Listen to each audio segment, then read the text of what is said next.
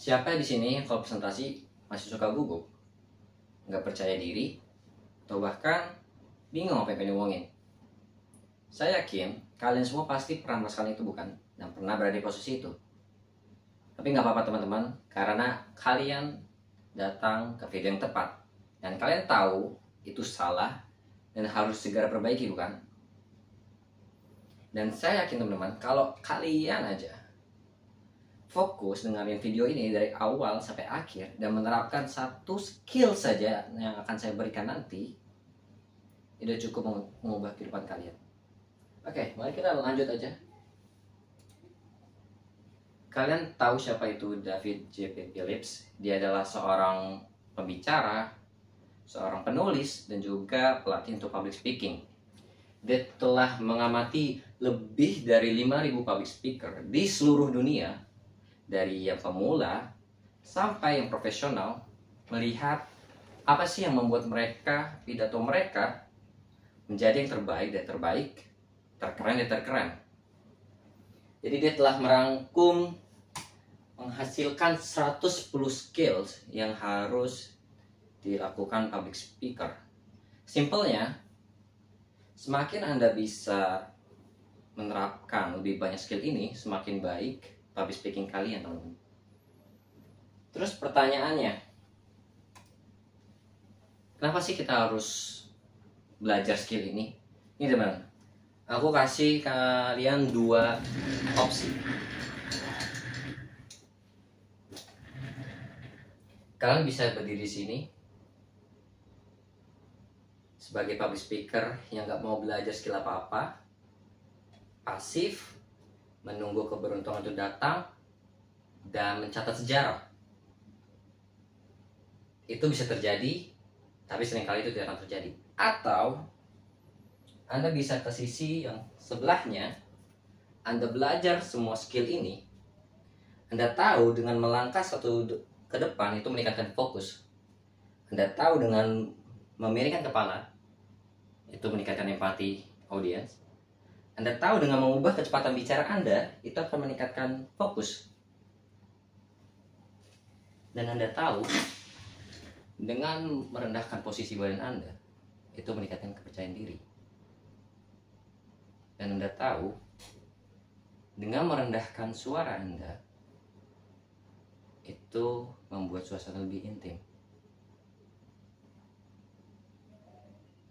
Dan Anda tahu, dan Anda sangat tahu kalau Anda membuat jeda saat pembicaraan Anda, itu membuat lebih dramatis dalam pesan Anda. Itu teman-teman. Jadi kenapa sih kita harus belajar skill ini? Apakah bisa dipelajari? Tentu bisa teman-teman. Karena semua hal ini adalah presentasi skill. Skill. Semua itu bisa dipelajari.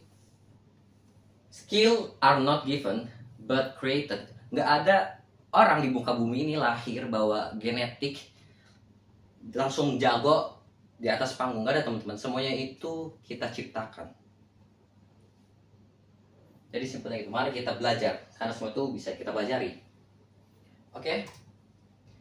Balik ke tadi yang 110 skill. Tapi sayangnya kalau kita bahas 110 skill, waktunya akan sangat panjang. Jadi kita akan bahas 5 skill saja yang menurut dari David J.P. Phillips ini udah cukup mengubah dari public speaking kalian. Oke. Dimulai dari ada di skill 34 neutral position, 45 fungsional, 69 step forward, 22 efek pause, dan 8 temporary tempo. Jadi saya akan tunjukkan dulu buat di nomor 34 apa yang bisa kita lakukan di sini. Contohnya seperti ini. Selamat siang teman-teman sekalian, terima kasih sudah meluangkan waktunya untuk datang sini. Sebuah kehormatan bagi saya untuk bisa berdiri di sini. Jadi, apa yang harus saya hindari? Yang saya harus hindari adalah gerakan menutup diri. Karena siapapun, kapanpun, orang yang melakukan gerakan menutup itu memberikan kesan terancam, tidak percaya diri, nervous. Jadi kita harus membuka gerakan open body gesture. Ya teman-teman. Terus 69. Apa yang bisa kita lakukan di sini? Saya contohkan seperti ini. Selamat siang teman-teman sekalian, terima kasih sudah hadir sini. Sebuah kehormatan bagi saya untuk sebagai pembicara. Kayak, wah kemana nih? Mau kabur? Dan apabila terjadi kita melakukan dua teknik awal itu secara salah? Coba Anda perhatikan baik-baik. Terima kasih sebelumnya teman-teman sudah hadir dan menyempatkan waktu untuk datang ke sini. Sebuah kehormatan bagi saya untuk bisa berbicara di depan Anda. Jadi apa teman-teman? Dan saya akan tunjukkan bahwa kalau saya melakukan dua teknik awal itu dengan baik dan benar. Selamat siang Bapak Ibu sekalian, terima kasih telah hadir datang ke acara ini. Sebuah kehormatan bagi saya untuk bisa bicara di sini. Apa yang beda teman-teman? Pasti dari kalian merasa si public speaker-nya lebih percaya diri, lebih menarik, lebih siap. Dan begitu juga saya sendiri, saya merasakan itu. Saya lebih confident, lebih siap, lebih ingin tampil. Jadi gitu. Jadi next kita terus pertanyaannya tadi yang di awal, apa yang kita harus atasi dari close body gesture? Padahal di pembicara luar sana yang terkemuka, orang melakukan seperti ini. Gerakan berdoa, gerakan mengemis, gerakan genggam kanan, genggam kiri, istirahat di tempat, dan terakhir mahasiswa sedang presentasi. Jadi bukan itu teman-teman. Yang pengen saya tunjukkan adalah kalian lakukan functional gesturing di nomor 45. Apa itu functional gesturing? Jadi functional gesturing itu adalah gerakan yang bisa mempertekan pesan Anda. Contohnya 1, 2, 3. Terus menunjukkan posisi. Anda bisa menunjuk sana atau mengarah ke bawah atau menekankan poin Anda. Saya akan tunjukkan seberapa penting functional gesturing ini dalam public speaking kalian ataupun komunikasi kalian. Saya akan memberikan kata-kata yang sangat positif, tapi saya akan melakukan gerakan yang sebaliknya yang sangat negatif. Jadi tolong fokus teman-teman. Ini butuh fokus. Kalian semua harus belajar public speaking, karena kalau kalian belajar kalian menjadi lebih baik, kalian akan berkembang, kalian akan bertumbuh, semua orang akan melihat Anda dan mendengarkan argumen Anda, dan Anda akan senang dengan itu. Jadi pasti kalian semua lebih fokus ke apa yang saya gerakkan daripada apa yang bicarakan. Karena kapanpun ketika ucapan tidak selaras dengan gerakan kita, itu ada namanya noise dalam komunikasi, dan itu harus kita hindari teman-teman. Oke, langsung ke next skillnya. Saya akan contohkan seberapa berpengaruhnya kecepatan bicara itu mempengaruhi dalam komunikasi. Saya akan contohkan seperti ini. Perubahan digitalisasi yang serba cepat ini, inovasi bukan lagi sebuah pilihan, tapi sebuah kebutuhan. Hari ini kita akan membahas itu dan menjadikan sebuah pembelajaran. Wow, pasti kalian nangkapnya mungkin nggak ada satupun yang kalian tangkap atau terlalu cepat. Atau saya tunjukkan sebaliknya yang lebih lambat. Di era digital yang serba cepat ini, inovasi bukan lagi sebuah pilihan, tapi sudah sebuah kebutuhan. Hari ini kita akan belajar cara beradaptasi dan berkembang dalam perubahan yang konstan ini.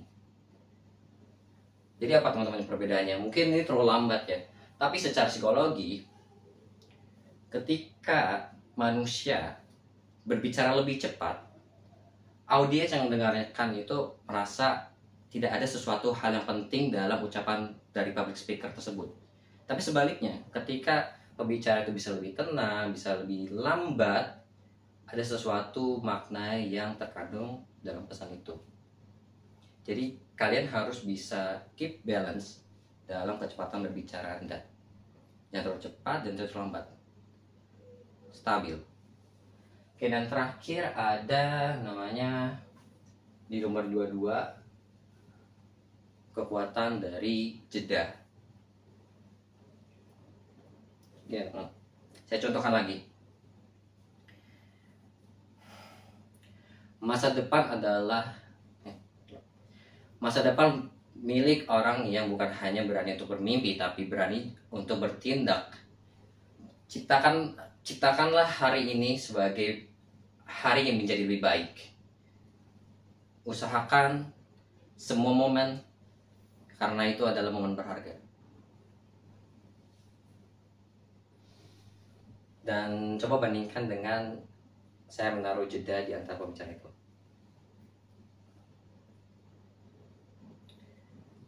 Masa depan adalah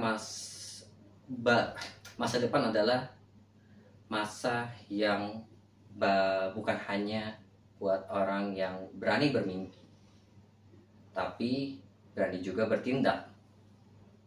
Mari kita mulai dengan hari ini menjadi lebih baik. Gunakan waktumu sebaik mungkin, karena itu adalah momen berharga.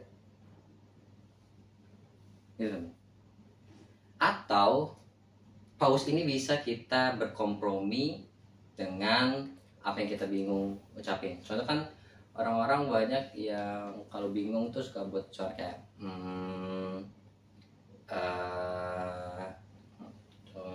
nah, itu bisa kita atasi dengan jeda. Contohnya seperti ini teman-teman. Kalau misalnya kita pakai bingung ngomongin, masa depan adalah masa yang bukan hanya buat orang yang berani bermimpi, tapi buat juga orang berani bertindak. Hari ini mari kita mulai dengan sesuatu yang lebih baik. Nah gitu teman, jadi semuanya harus kita minimalisir perebutan suara itu. Dan mungkin itu aja teman-teman, 5 yang harus kalian pelajari. Pertama, ini letter positionnya, terus 45, 69, gerakan functional gesturing, terus gerakan melangkah ke depan tuh berpengaruh, efek jeda, terus dan terakhir adalah kecepatan berbicara. Jadi cukup 5 ini udah bisa merubah kehidupan kalian. Dan terakhir dari saya, if you are always trying to be normal, you will never know how amazing you can be. Jadi tetap harus menjadi sesuatu yang beda teman-teman. Oke, sekian, terima kasih. Saya Haikal Zulfikar. Sekian.